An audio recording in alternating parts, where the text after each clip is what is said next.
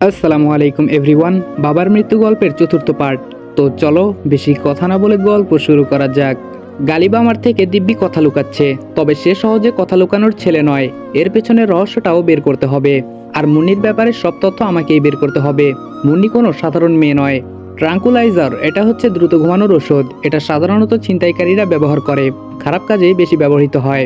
পুরো মার্কেট ঘুরে পেলাম না কোথাও। বেশ টেনশনে আছি। এই স্প্রে ছাড়া মিশন সম্পূর্ণ অচল। সব প্ল্যান মাটি হয়ে যাবে। আর এইদিকে গালিবও রহস্য কিছু আমাকে বলছে না, কিন্তু তার ভাবে বোঝা যাচ্ছে সে সব জানে। এখন কি করি দেখা যাক সকালে কি হয়। গালিব ড্রাইভ করছে, আমি জানালা দিয়ে আনমনে তাকিয়ে আছি। হুট করে মনে হলো বাসের সেই কাজল চোখের মায়াবতীর কথা। এখনো সেই মেয়েটার কথা ভুলিনি, সেটা ভেবেই আশ্চর্য লাগছে। মেয়েটি বাস থেকে নেমে কোন মহাশূন্যে হারিয়েছে কে জানে। খুব করে ইচ্ছে করছে মেয়েটির সাথে আরেকবার দেখা হোক, কিন্তু বিধাতার সহায় না হলে এটা কোনোভাবে সম্ভব না। সেই অদ্ভুত স্পর্শ এখনো মনে সাড়া ফেলে যাচ্ছে। এত চিন্তার মাঝে কিভাবে সে আমার কল্পনায় আসে সেটা ভেবে কুল পাই না। গালিবের কথায় ধ্যান ভাঙলো। গালিব বলল, আমার মনে হয় ফুপির সাথে তোর পাঙ্গা নেওয়া ঠিক হবে না। আমি বললাম কেন? গালিব বলল, সে একজন এমপি। আমি বললাম কেন যে এটা আগে জানতে চাইলাম না, তাহলে এত কষ্ট করতে হয় না। গালিব বলল, তোকে আমি কমপক্ষে 50 বার বলতে চেয়েছি, যখনই পরিবার নিয়ে কিছু বলতে যাই ধমক দিয়ে উঠিস। কার এত ঠেকা পড়েছে তোকে বারবার বলতে গিয়ে ধমক খাওয়ার? আমি বললাম অন্তত এটা বলতে পারতি তোরই বোবা। গালিব বলল, সেটা বলিনি আমি ইচ্ছে করেই। আমি বললাম কেন? গালিব চুপ হয়ে গেল। গালিবের এসব আচরণ মোটেও ভালো লাগছে না। তোরই বোবা এই নিউজটা কেন সে গোপন রাখবে? এর পিছনে আবার কি কারণ লুকিয়ে আছে? সব থেকে উত্তম কাজ হবে মেজাজ শান্ত রেখে গালিবকে আর এই সম্পর্কে কিছু না বলা। পরে কোনো এক সময় সে নিজেই বলবে। আমি বললাম, আচ্ছা গালিব, নদীর ওই পারে যেতে কতক্ষণ সময় লাগবে? গালিব বলল, কেন যাবি সেখানে? আমি বললাম যাবো না, তবুও জানতে চাই আর কি। গালিব বলল, যাবি নাকি, চল ঘুরে আসি। আমি বললাম না আজকে না, এমনি খুব টায়ার্ড আমি। গালিব বলল, ঠিক আছে বাসায় গিয়ে রেস্ট নে। আমি বললাম আর একটা কথা। গালিব বলল, কি? আমি বললাম আমি যে মেঘ সেটা যেন তোরিও না জানে। গালিব বলল, ওকে। আমার দিকে বাড়ির অনেকে অদ্ভুত দৃষ্টিতে তাকাচ্ছে। হয়তো গালিবের ফ্রেন্ড হিসেবে আগে কেউ দেখেনি সেই জন্য। গালিব আমাকে রুমে রেখে কোথায় যেন চলে গেল। টায়ার্ড হলেও ঘুম আসছে না। গালিবকে ডাকতে ডাকতে কে যেন গালিবের রুমে আসছে। মহিলার কণ্ঠ শোনা যাচ্ছে, কিন্তু গালিব তো রুমে নেই। একটা গেম খেলা যাক। আমি কম্বল মুড়ি দিয়ে শুয়ে পড়লাম। মহিলাটি বলছে, এই গালিব। আমি বললাম হো। সেই মহিলাটি বলল, তুই ঘুমাচ্ছিস? আর এইদিকে এলাহি কাণ্ড ঘটে যাচ্ছে। মেঘ নাকি বাংলাদেশে এসেছে, আজকালের ভিতরে এখানে আসতে পারে। এখন আমাদের কি হবে? কি উত্তর দিব সঠিক বুঝতে পারছি না। আমার মনে হয় নীরবে থাকাটাই বেটার। এটা সম্ভবত মেজমামি। মেজমামি বলল, জনমের ঘুম ঘুমা, মেঘ আসলে তোরির বিয়েটাও বন্ধ হবে না। ভালো লাগছে না এসব। মেজমামি বকবক করতে করতে চলে গেল। আমি মুখ থেকে কম্বল সরিয়ে নীরব হয়ে আছি। বুঝতে পারছি না কি হচ্ছে। সব কেমন এলোমেলো হয়ে যাচ্ছে। আমার উপস্থিতি সবার নিদ্রাহীনতার কারণ, তবে কেন? এদিকে মামাতো বোন মুন্নি আমাকে মারার প্ল্যান করছে। এদিকে মামি কি সব বলে গেল। কে জানে তাদের দলে আর কে কে আছে। না, ঘুমালে চলবে না, একটু হাঁটাচলা করি। আমি চলে আসলাম ডেকোরেশনের লোকের কাছে। ওরা বাড়ি সাজাতে ব্যস্ত। কে জানে কবে থেকে শুরু করেছে। এত বড় বাড়ি মুখের কথাও নয়। আমি একটা চেয়ারে বসে আছি। কাজ না করলেও চলবে, যেহেতু পরিচয় আমাদের ডেকোরেশন। আমার দৃষ্টি শুধু আশেপাশে লোকদের দিকে। এখন অবশ্য মানুষের তত আনাগোনা নেই। সবাই হয়তো ঘুমিয়ে পড়েছে। না, বসে থেকে কাজ নেই। আনাস না আসা পর্যন্ত আর কোনো কিছু করতে পারবো না। রুমে এসে দেখি গালিব বিষণ্ণ মনে বসে আছে। কে জানে আবার কি হয়েছে। জিজ্ঞেস করবো নাকি একবার? না থাক, ওরে জিজ্ঞেস করলেই যেই, না করলেও সেই। কোনো কিছু বলবে না। অযথা সময় নষ্ট না করে ঘুমিয়ে পড়ি। হ্যালো বন্ধুরা, আপনি কি বোর হচ্ছেন, কিছু মজা করতে চান? তাহলে আজ আমি 1xBet নামের একটি অ্যাপ সম্পর্কে কথা বলতে চাই, যেটি সবচেয়ে বিশ্বস্ত বুকমেকার। এখানে মজা করার পাশাপাশি রয়েছে পুরস্কার জেতার সম্ভাবনা। এখানে সমস্ত লাইভ ম্যাচের ফলাফল এবং ম্যাচটি লাইভ দেখতে পারবেন।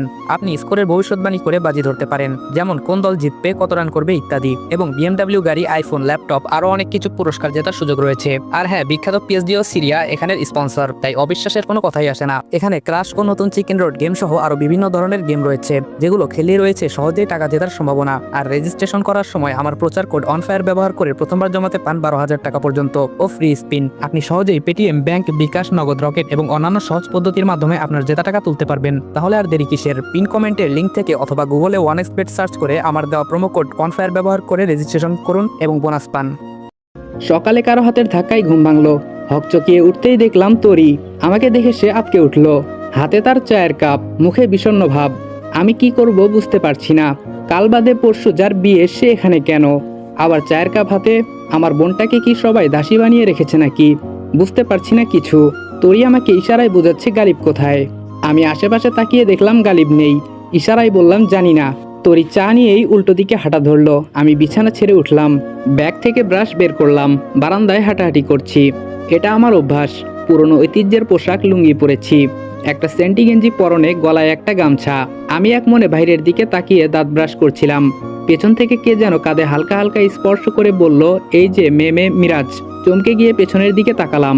অচেনা এক মেয়ে, আগে কখনো দেখিনি, তবে সে মেয়ে মিরাজ জানলো কি করে?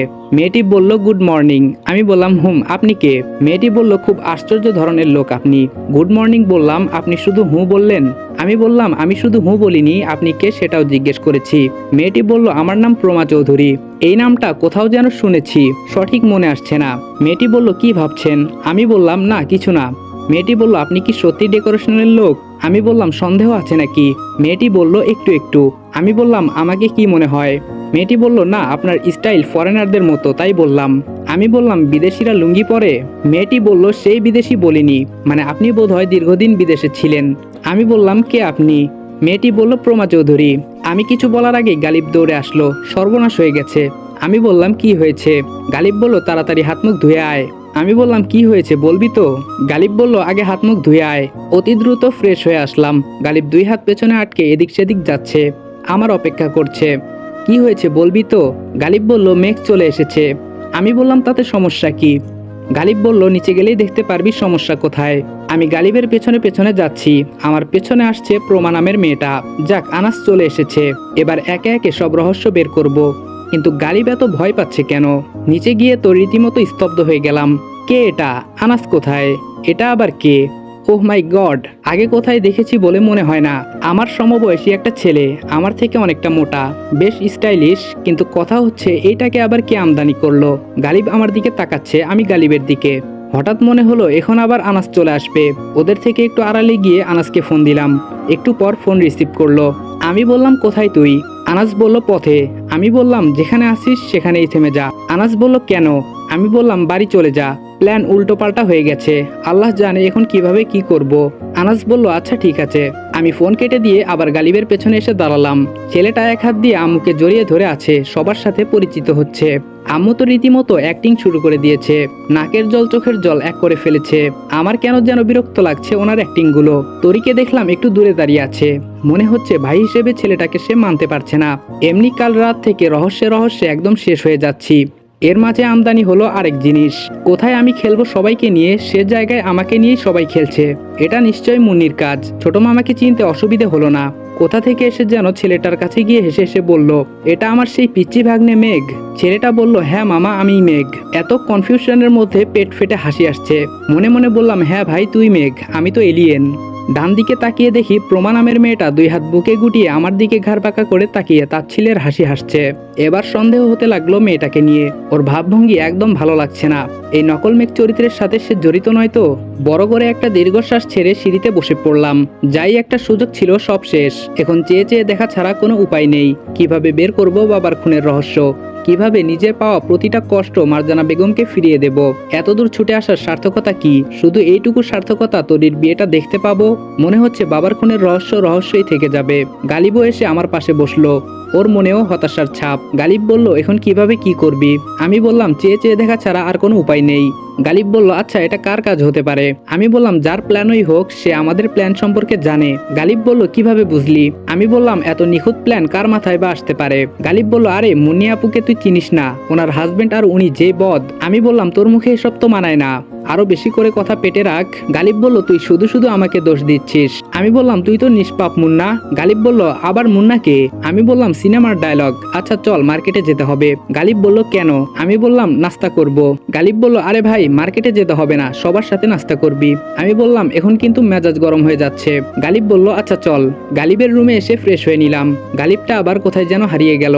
আমি তার বিছানায় শুয়ে মোবাইল টিপছি। আবার উদয় হলো সেই প্রমা চৌধুরী। এবার এসেই তো সরাসরি বলল মেঘবাবুকে বেশ চিন্তিত লাগছে। আমি আটকে উঠলাম তার কথা শুনে। আমি বিস্মিত হয়ে মেয়েটার দিকে তাকিয়ে আছি, চেষ্টা করছি চেনা যায় কিনা, কিন্তু না, সে তো অপরিচিত।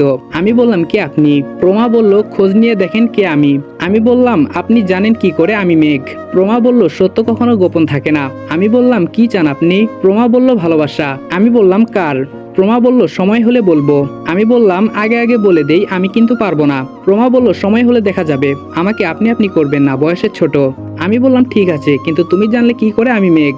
মেয়েটা মোবাইল হাতে নিয়ে একটা ছবি আমাকে দেখালো। আমি রীতিমতো স্তব্ধ, বুকের ভিতর অদ্ভুত শিহরণ বয়ে গেল। এটা তো সেই মায়াবতী মেঘা। এতক্ষণে প্রমা নামটা ক্লিয়ার বুঝতে পারলাম। মেঘা বলেছিল তার বান্ধবী প্রমার কথা। হ্যাঁ, মেঘাই বলেছিল, কিন্তু সে তো বলেছিল তার বান্ধবী এক্সামের কারণে তার সাথে আসতে পারেনি। আবার প্রমা এখানেই বা কি করে? সে কি হয় এই বাড়ির? প্রমা বলল কি হলো, চিনতে পারছেন? আমি বললাম তোমার ব্যাপারে সবকিছুই রহস্যই রয়ে গেল। প্রমা বলল ক্লিয়ার হবে কিছুদিনের ভিতরে, তার আগেও হতে পারে। আমি বললাম একটা কথা জিজ্ঞেস করব? প্রমা বলল কি? আমি বললাম যদি কিছু মনে না করেন। প্রমা বলল মেঘা সম্পর্কে জানতে চাইছেন? ও মাই গড, এই মেয়ে তো দেখছি অনেক ফাস্ট। প্রমা বলল মেঘার আশা ছেড়ে দেন। আমি বললাম কেন? প্রমা বলল ওর বিয়ে ঠিক হয়ে আছে। আমি বললাম আমি ওর আশায় বসে আছি, সেটা কে বললো তোমাকে? প্রমা বলল অনুমান করলাম। আমি বললাম ভুল, আমি তার কাছে থেকে টাকা পাই। তুমি যেভাবে পারো মেঘাকে আমার সাথে একটিবার দেখা করার সুযোগ করে দাও। প্রমা বলল ছোটবেলায় খেয়েছি সুজি, একটু হলেও বুঝি। সমস্যা নেই, আমি দেখা করাবো নে, তবে আমার ব্যাপারটা মাথায় রাখতে হবে। আমি বললাম দেখা যাক। প্রমা বলল ঠিক আছে, ভয় পাবেন না মেঘ চৌধুরী, আমি আছি আপনার সাথে, বন্ধু ভাবতে পারেন। আমি বললাম যখন উপকারে আসবে তখন না হয় বন্ধুত্বের হাতটা বাড়াবো। প্রমা বলল অপেক্ষায় রইলাম। মেয়েটাকে নিয়ে রহস্যের শেষ নেই, সে এত কিছু জানে কি করে? যত সময় যাচ্ছে তত রহস্যের সম্মুখীন হচ্ছি। এই রহস্যের শেষ কবে না জানি। এখান থেকে শেষমেশ পাবনার বাস ধরতে হয়। গালিব টিস্যু দিয়ে চোখ মুছতে মুছতে রুমে প্রবেশ করলো। আমাকে দেখে আরো তাড়াতাড়ি চোখের পানি মুছে ফেললো। কাঁদছিলি কেন? গালিব বলল কোথায়? আমি বললাম দেখ গালিব, আমার থেকে কিছু লুকানো হবে তোর সব থেকে বড় বোকামি। গালিব বলল আরে না, তোর থেকে কি লুকাবো? আমি বললাম তোকে নিয়ে আর পারলাম না। আচ্ছা প্রমা মেয়েটাকে? গালিব বলল প্রমা আবার কি করেছে? আমি বললাম না কিছু করেনি, এমনি জিজ্ঞেস করলাম আর কি। গালিব বলল সে তো আমার ছোট বোন। আমি বললাম আপন? গালিব বলল কি সব পাগলের মতো বলছিস, পর হতে যাবে কেন? আমি বললাম ভালো, এখন চল, পেটে আগুন লেগে আছে। গালিব বলল ওয়েট, একটা টি শার্ট পরে নেই। সিঁড়ি দিয়ে নামতেই দেখলাম সবাই বসে নাস্তা করছে। আমি আর গালিব পাশ কাটিয়ে যাওয়ার চেষ্টা করলাম, কিন্তু বড় মামার ডাকে থেমে যেতে হলো। এই গালিব। গালিব বলল জি জেঠু। বড় মামা বললেন সকালে নাস্তা না করে কোথায় যাচ্ছিস? গালিব বলল জেঠু একটু মার্কেটে যাচ্ছি।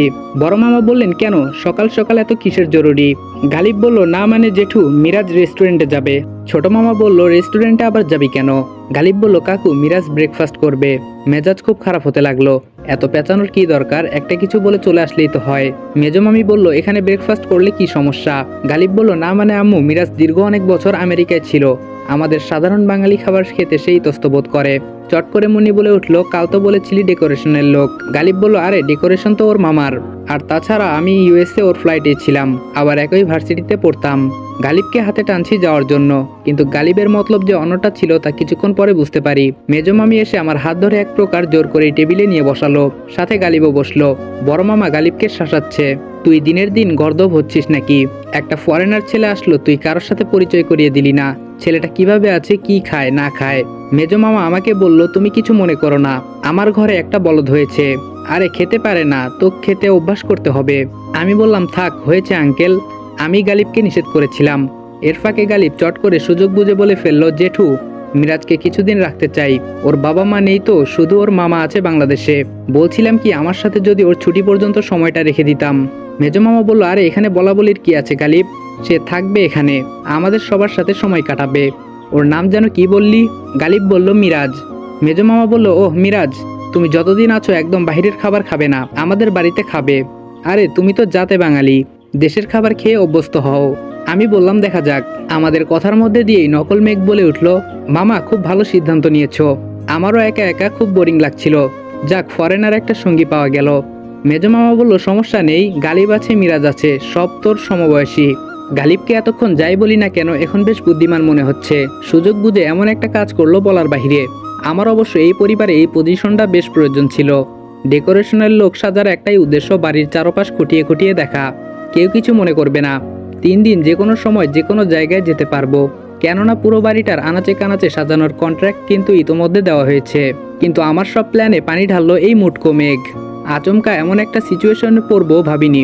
আমাকে ভেঙে পড়লে হবে না, সব কিছু আবার ঢেলে সাজাতে হবে, তার জন্য আনাসের শরণাপন্ন হতে হবে।